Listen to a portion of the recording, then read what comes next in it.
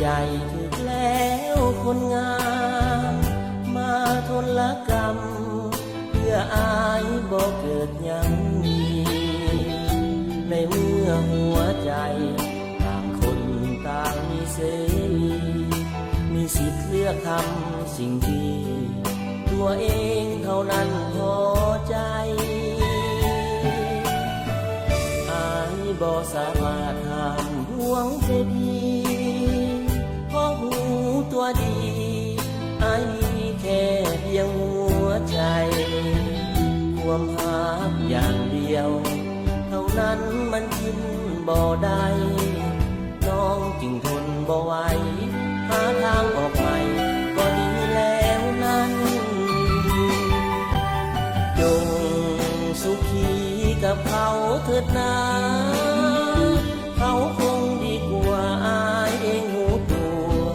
เหมือนกันเขาสร้างอสอสร้างล้อสร้างลมคาลมก็หวานมุนมังซื่อเสียงคดทวน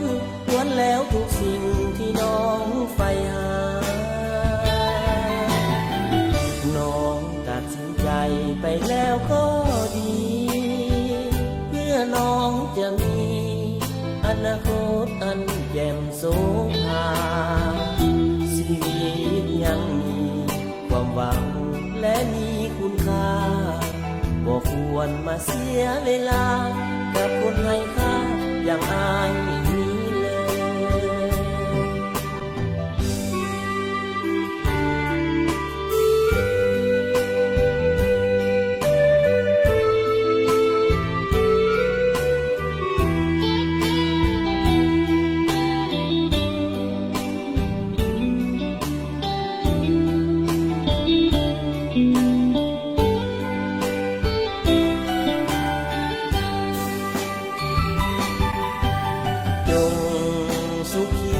กับเขาเถิดนา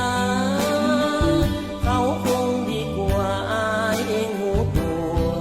เหมือนกันเขาสร้างอสอสร้างล้อสร้างลมคาลมก็หวาน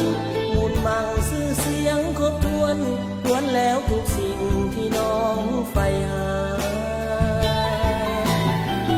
น้องตัดสินใจไปแล้วก็ดีน้องจะมีอนาคตอันแจ่มโสภาชีวิตยังมีความหวังและมีคุณค่าอยู่ไปก็เสียเวลาคิดว่าผ่านมา